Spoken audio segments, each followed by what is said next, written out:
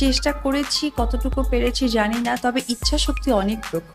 গুঞ্জনকে সমর্থন জানিয়ে অপু বিশ্বাস বলেছিলেন, উন্নত লেখাপড়ার জন্য বিদেশ যাচ্ছে জয়।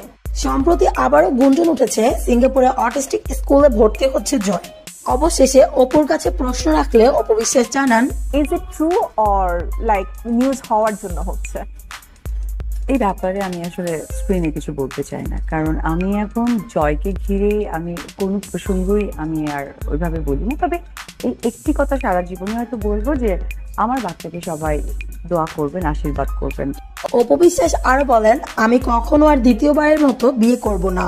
এতে করে আমি সুখী হলেও আমার ছেলে জয় কখনো সুখী হবে না, কারণ সে তার প্রকৃত বাবাকে খুঁজে পাবে না।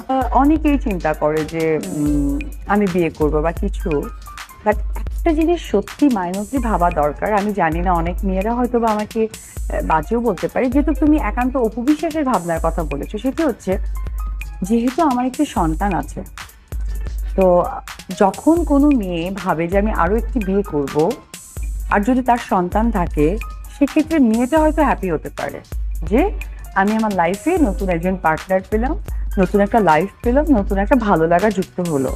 বাট আর একদিকে দেখবে ওই সন্তানটা কিন্তু একটা অন্য মানুষকে পেলো, যেটা কিন্তু তার বাবা নয়।